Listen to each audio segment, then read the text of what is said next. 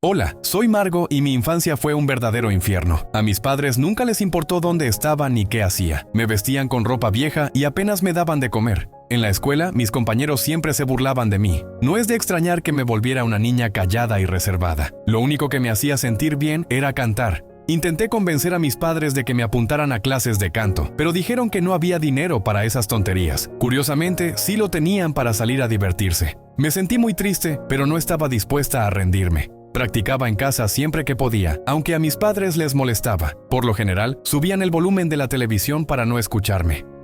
Hasta que un día cruzaron la línea. Esa noche estaba de muy buen humor. Al día siguiente tenía mi primera competencia de canto.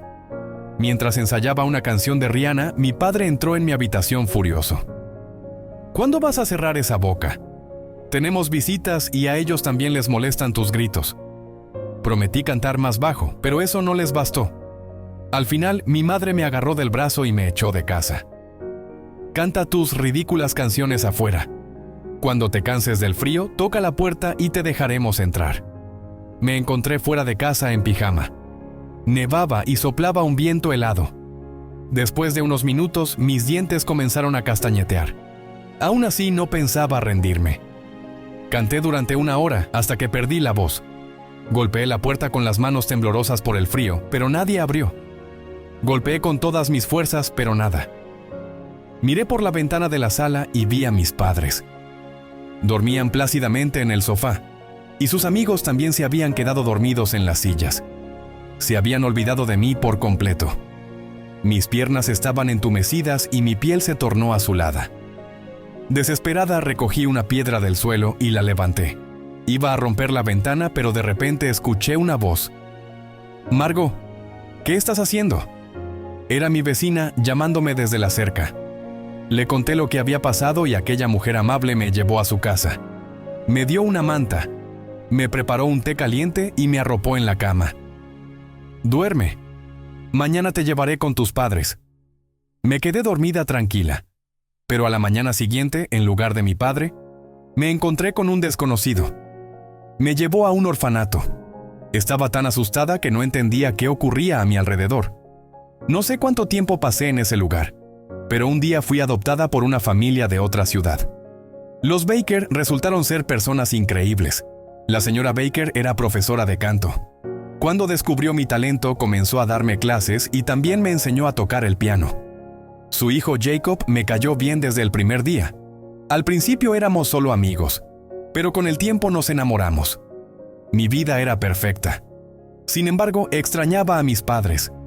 A pesar de todo lo que me hicieron, estaba convencida de que me habían buscado y que se arrepentían de su trato hacia mí.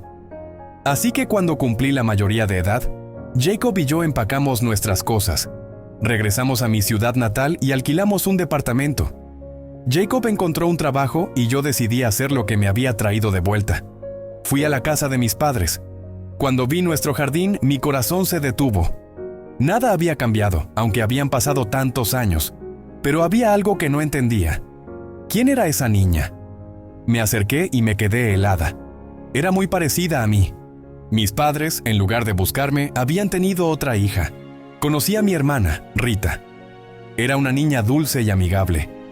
Me contó que amaba bailar, pero que sus crueles padres no se lo permitían y siempre apagaban su música.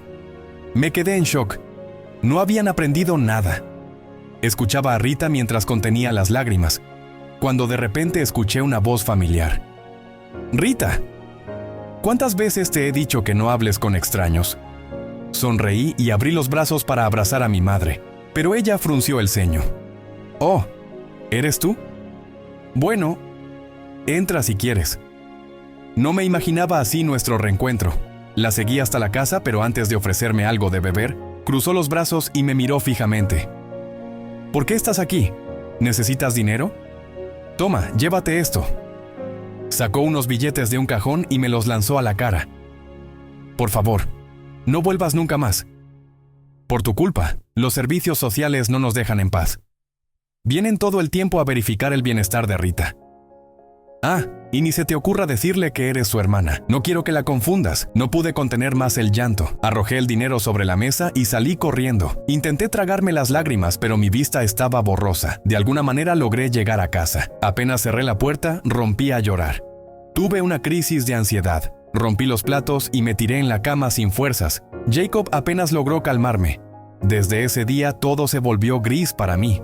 Dejé de sonreír, dejé de cuidar de mí misma, dejé de limpiar la casa. Ya ni siquiera me sentía en casa. Al principio Jacob intentó animarme, pero después se cansó de verme siempre así. Empezó a pasar cada vez más tiempo en el trabajo hasta que un día descubrí la razón. Mientras hacía compras en el supermercado, lo vi. Estaba de la mano con otra chica, frente a la sección de bebidas. No hice ningún escándalo, ya no me quedaban lágrimas. Simplemente regresé a casa. Me senté frente al piano y comencé a cantar. Las notas y las palabras fluyeron solas. Así fue como compuse mi primera canción. Triste, pero hermosa. Cerré la tapa del piano, hice mis maletas y dejé mi anillo de compromiso sobre la mesa. Pero entonces me encontré con Jacob en la puerta. Sin que yo dijera nada, lo entendió todo. Lo siento, Margot. Por favor, quédate. Sé que no tienes a dónde ir. El alquiler está pagado hasta fin de mes. Jacob se marchó y yo me quedé sola. Tenía que encontrar un trabajo. De alguna manera tenía que seguir adelante. Abrí mi computadora y comencé a buscar ofertas de empleo. Pero en ese momento sonó el timbre. ¿Olvidaste algo? Pero no era Jacob. Señorita Evans, por fin la encontré. Era un desconocido llamado Peter White, abogado de un prestigioso bufete. Me entregó su tarjeta y una carpeta. Dentro había varios documentos y la llave de una caja de seguridad. Debe haber un error. No lo creo. Seguramente no recuerda a su abuelo. Debía de ser muy pequeña. El señor Evans era un hombre adinerado, pero padecía una enfermedad terminal. Sabía cómo la trataban sus padres y decidió hacerla su única heredera. Sin embargo, debía esperar hasta la mayoría de edad para reclamar su herencia. Pensé que era una broma. Pasé la noche intentando asimilar la noticia, y a la mañana siguiente fui al banco para verificar si era verdad. Un empleado me acompañó a la caja de seguridad. Tomé la llave, la abrí, y solté un grito de emoción. Había una montaña de dinero. El día anterior me sentía una vagabunda, olvidada por todos, y ahora era una mujer rica. Por supuesto, tenía que celebrarlo. Almorcé en el restaurante más caro de la ciudad, hice compras en las boutiques más exclusivas y pasé la tarde en un spa.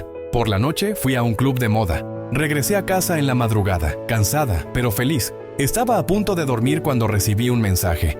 Casi se me cayó el teléfono del susto. Era Rita, quería verme. Mandé un taxi a buscarla y un par de horas después llegó a mi casa. Me abrazó con fuerza y entre lágrimas me dijo: «Escuché cuando hablaste con mamá. Sé que eres mi hermana. No sé con quién más hablar». Me confesó que vivir con ellos era un infierno. Solo fingían preocuparse por ella cuando venían los asistentes sociales, pero en realidad no les importaba en absoluto. Nadie entendía a Rita mejor que yo. Le prometí que todo cambiaría. Pasamos horas conversando. Era una niña dulce y encantadora. Quise compartirle un secreto y le canté la canción que había compuesto tras descubrir la traición de Jacob. Rita me grabó en video y al terminar me dijo emocionada: «Fuiste increíble. Deberías compartirla en TikTok. Te harás famosa». Pero tenía miedo de los comentarios negativos. Ya había recibido demasiados. Rita intentó convencerme, pero no lo logró. Esa noche la llevé a casa y luego me fui a dormir. A la mañana siguiente me despertó el sonido de las notificaciones.